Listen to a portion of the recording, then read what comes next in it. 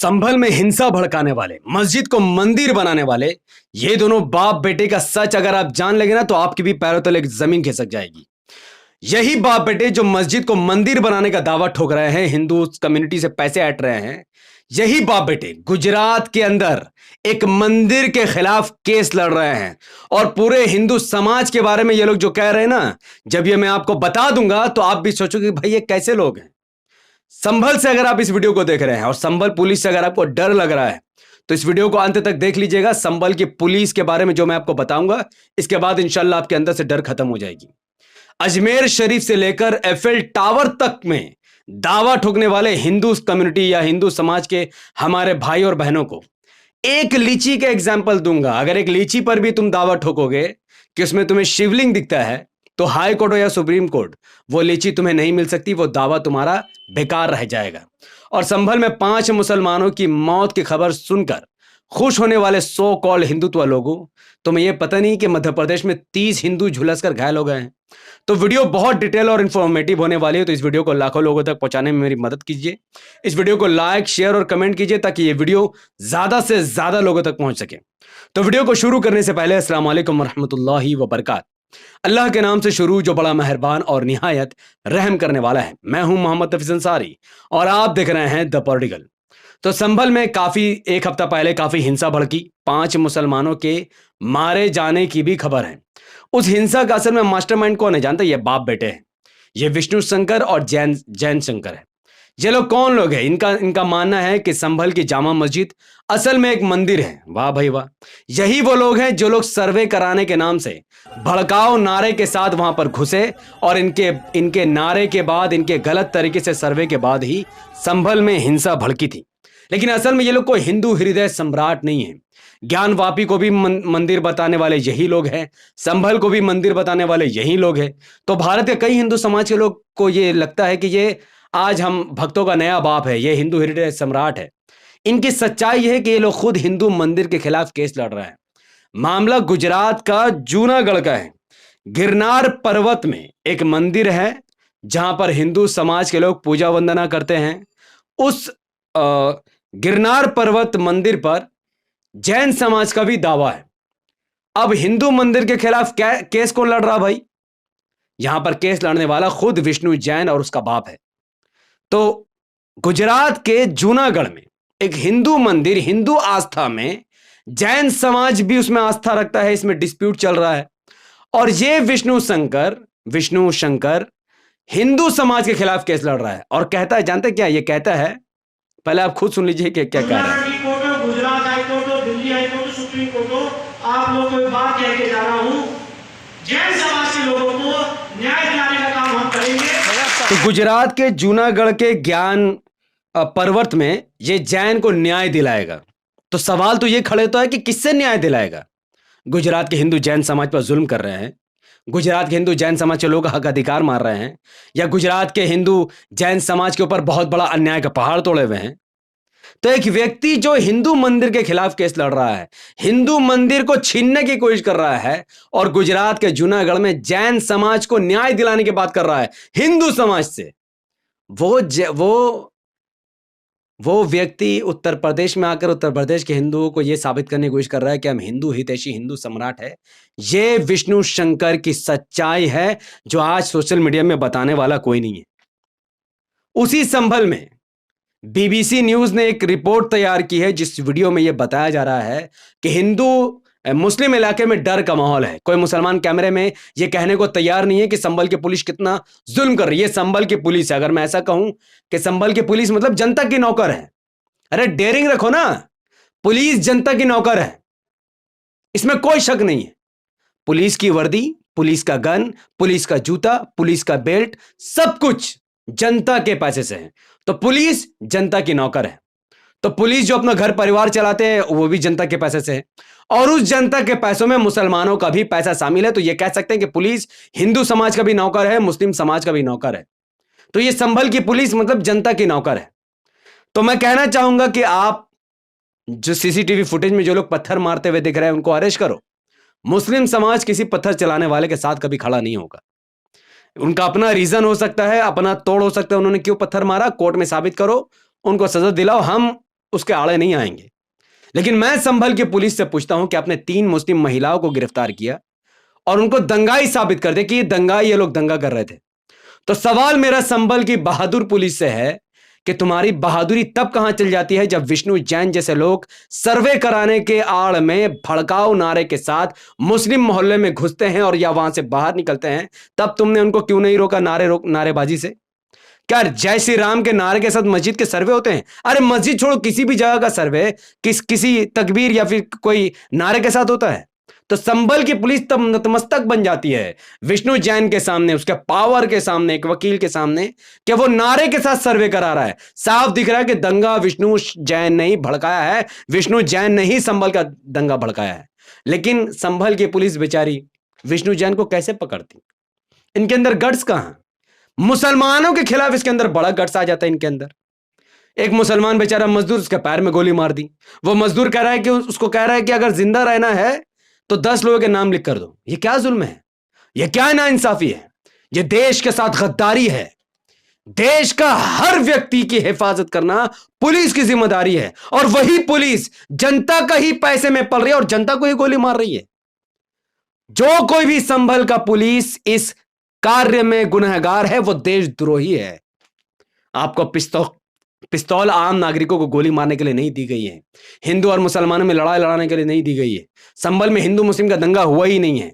संभल में पुलिस प्रशासन और जनता के खिलाफ यहां पर विद्रोह हुआ है, या फिर दंगा हुआ है, या फिर जो कुछ भी हुआ है। और यह बात मैं थोड़ी कह रहा हूं, यह बात पूर्व डीजीपी कह रहा है कि संभल में हुई हिंसा का जिम्मेदार कोई और नहीं बल्कि डीएम और एसपी है। और हमें उम्मीद है कि इनके खिलाफ कोई कार्रवाई नहीं होगी।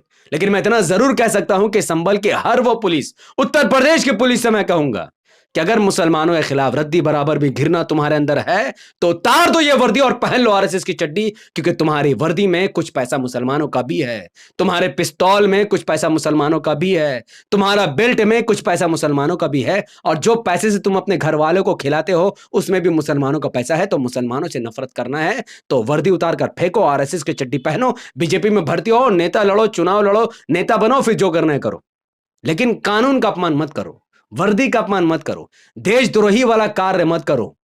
भारत में हिंदू और मुसलमान को लड़ाने वाला, वो नेता हो, पुलिस हो, ऑफिसर हो, जो हो, वो देशद्रोही चाइना पाकिस्तान का दलाल है। क्योंकि भारत की एकता और अखंडता को बनाए रखना हर व्यक्ति की जिम्मेदारी, और सबसे बड़ी जिम्मेदारी इस देश के नेता और पुलिस वालों की है, जिसमें यूपी की पुलिस काफी असफल दिख रही है। विष्णु जैन कहता है कि ओवैसी और अखिलेश से उसको जान को खतरा है, अगर मरेगा तो ओवैसी अखिलेश जिम्मेदार होगा। दिमाग सटक गया है क्या? असदुद्दीन ओवैसी उस नेता का नाम है जो लोगों के हाथ में तलवार नहीं बल्कि कलम पकड़ाते हैं। अखिलेश यादव क्या है मुझे कहने की जरूरत नहीं है, इनकी पार्टी से मेरा कोई लेना देना भी नहीं है, और ना ही मैं उनकी पार्टी को अच्छा मानता हूं। अगर तुम मारे जाओगे तो पुलिस से प्रोटेक्शन लो, कौन तुम्हें मारेगा? मुसलमान हिंसा के साथ कभी था ही नहीं। 70 साल से मुसलमान मरा है, मारा नहीं है। गुजरात में भी मरा, मुजफ्फरनगर में भी मरा, और संभल में भी मरा। लेकिन मुसलमान मारने वाली कम्युनिटी नहीं, मुसलमान के पास कोई हथियार वगैरह कुछ नहीं है। तो भूल जाओ कि ओवैसी साहब की वजह से तुमको मारा जाएगा, नहीं। कानूनी लड़ाई होगी, जमीनी लड़ाई और हिंसा की लड़ाई का मुसलमान कभी साथ नहीं देता। अब बात करें उनकी, जो लोग एफएल टावर और अजमेर शरीफ पर अपना दावा ठोक रहे हैं। तो पहली बात तो देखो, तुमको हिंदू समाज के लोगों को मूर्ख बनाया जा रहा है बीजेपी द्वारा, प्रशासन द्वारा, सब कोई आपको जॉब नहीं दे रहे हैं, बल्कि आपको कह रहे हैं कि जाओ हर जगह दावा ठोको और उसी में पड़े रहो। महंगाई भाड़ में गया, तेल महंगा हो रहा, वो भाड़ में गया, जॉब नहीं मिला, सब भूल जाओ। तुम सिर्फ खुदाई करो, खुदाई खुदाई खुदाई, इस मस्जिद में दावा, उस मस्जिद में दावा, उस दरगाह में दावा। तो चलो, दावा की रियलिटी क्या है, तुम्हें क्या हासिल होगा? मैं कहता हूं कि एक लीची को भी देखकर अगर तुम कहोगे कि इसमें शिवलिंग मुझे दिखता है और मुझे इस पर दावा है, तो हाई कोर्ट, सुप्रीम कोर्ट में तुम जाओगे, एड़िया घस दोगे, तो भी वो लीची तुम्हें वो नहीं दिला सकता है। जानते हैं क्यों? क्योंकि आपके दावा करने से कोई चीज आपको मिल नहीं जाएगा, बल्कि आपको खरीदना पड़ेगा। अगर एक लीची ठेला में अगर कोई लीची बेच रहा है और उस लीची में तुम्हें लगता है कि ये शिवलिंग का आकार का है और तुम्हें उस पर दावा ठोकना है, तो तुम उसे ले सकते हो, बशर्ते कि तुम्हें उसे खरीदना पड़ेगा। तुम लीची वाले से कहोगे भैया इसमें मुझे शिवलिंग दिखता है, मेरा आस्था है और आपके आस्था का मैं सम्मान करता हूं, मैं कोई मजाक नहीं उड़ाता। लेकिन अगर आपकी आस्था है तो आपको उस लीची को खरीदना पड़ेगा। आप कहोगे मेरी मेरी इसमें आस्था है, जितना लीची है सब मुझे दे दो, 100 रुपए किलो, 200 रुपए किलो, 10-12 किलो जो भी है सब मुझे दे दो, मेरी इसमें आस्था है। आप पैसे लो, लीची लो, पैसे दो और लीची लो और लीची को लेकर पूजा करो, खाओ, चाटो, जो करना है करो, ये आपकी मर्जी है। वैसे अगर किसी को लगता है कि एफएल टावर में हमारे आस्था है, उसमें मंदिर है, तो जाकर एफएल टावर खरीद लो। अगर लगता है कि अजमेर में मेरी दावा है तो जाकर खरीद लो। और अगर कोई नहीं बेचता तो आप जबरदस्ती करोगे। अब मैंने कहा कि सुप्रीम कोर्ट और हाई कोर्ट भी आपको नहीं दिला सकता, क्यों? क्योंकि लीची बेचने वाला अगर बेचेगा ही नहीं तो आप क्या खरीदोगे? आप जबरदस्ती खरीद लोगे कि नहीं लीची में मुझे शिवलिंग दिख रहा, मुझे बेचो। अगर उसे बेचने का मन नहीं है तो कोई उसको नहीं फोर्स कर सकता है। कोई पुलिस नहीं, कोई प्रशासन नहीं, पीएम तक ये नहीं कह सकता कि लीची वाले अगर नहीं बेचना चाहते तो उसे जबरदस्ती बेचना पड़ेगा।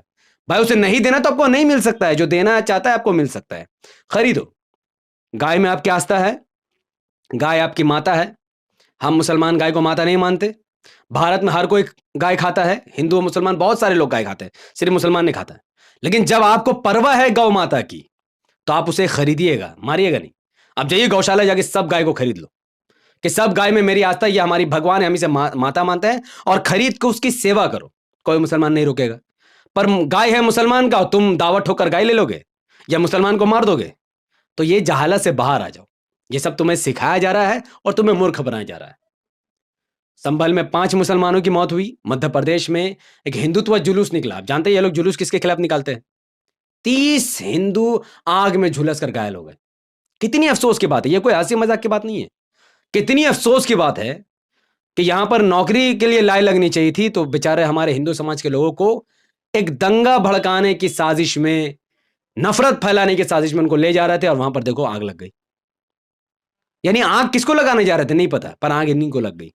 तो यह खुदा की मार है, बाज आ जाओ। हिंदू और मुसलमान साथ में है तो देश सुरक्षित है। अगर आप एक कम्युनिटी के खिलाफ भी जहर उगलोगे तो यहां पर चाइना और पाकिस्तान को फायदा होगा। और चाइना और पाकिस्तान को फायदा पहुंचाने के लिए ही विष्णु जैन जैसे लोग हर मस्जिद को मंदिर बनाने की बात कर रहे हैं। इसीलिए यूपी की पुलिस अगर करेज है तो एफआईआर करो इन पर और गिरफ्तारी करो और सबूत दो अपनी देशभक्ति का। देश के साथ गद्दारी मत करो। आम लोगों को गोली मारकर देश के साथ गद्दारी मत करो, क्योंकि उन्हीं के टुकड़ों पर तुम पलते हो। आप में से जितने लोग भी मेरी बातों से इत्तेफाक रखते हैं, बराए मेहरबानी इस वीडियो को शेयर कीजिए। जितना ज्यादा हो सके उतना ज्यादा शेयर कीजिए, क्योंकि जब तक आप नहीं जागोगे तो फिर पुलिस इसी तरीके से गुंडाई करती रहेगी। हर व्यक्ति को उसकी औकात दिखानी जरूरी है। हर व्यक्ति को यह समझाना पड़ेगा कि आपका जगह कहां और आपका स्थान कहां है। पुलिस जनता की सेवा करने के लिए है, जनता पर कहर ढाने के लिए नहीं है। तो आपको जागना है और लोगों को जगाना है। तो आप अगर इस वीडियो को देखकर जागे हो, इस देश को सुरक्षित हाथों में देखना चाहते हो, चाइना पाकिस्तान के मंसूबे को खत्म करना चाहते हो, इस वीडियो को फैलाओ ताकि देश की एकता और अखंडता मजबूत हो। और जो लोग इस देश में हिंदू और मुसलमान में नफरत फैलाना चाहते हैं, वो सिर्फ आपको मूर्ख बना रहे हैं। आपको रोजगार का मुद्दा, भ्रष्टाचार का मुद्दा, महंगाई के मुद्दे से दूर करना चाह रहा है। तो इस वीडियो को लाइक कीजिए, शेयर कीजिए, कमेंट कीजिए। हमारे चैनल से जुड़ना चाहते हैं तो इस चैनल को सब्सक्राइब करके बेल आइकन हिट कीजिए। अगर आपसे इस वीडियो को हमारे फेसबुक पर देख रहे हैं तो लाइक और फॉलो करके 5 बड़े ग्रुप में शेयर कीजिए, कमेंट कीजिए कि आप कितनी मेरी बातों से इत्तेफाक रखते हैं या कुछ और भी आपका ऑब्जेक्शन है आप कर सकते हैं। आप आज़ाद हैं, आपका हर कमेंट का सम्मान है, बस गाली मत दीजिएगा। हमारे चैनल को लाइक और फॉलो कीजिए। मुझे 5 बड़े ग्रुप में शेयर करने के बाद आप अन्य सोशल मीडिया में भी मुझे फॉलो कर सकते हैं, लिंक आपको डिस्क्रिप्शन में मिल जाएगा। मिलते हैं अगले वीडियो में जो होगा दिल्ली इलेक्शन पर। तब तक अस्सलाम वालेकुम रहमतुल्लाहि व बरकातहू। मैं था मोहम्मद हफीज अंसारी और आप देख रहे थे द पॉलिटिकल। अल्लाह ताला हमारे इस प्यारे देश को दुश्मनों से बचाए जो इस देश को खत्म करने की कोशिश कर रहे हैं। बहुत बहुत शुक्रिया।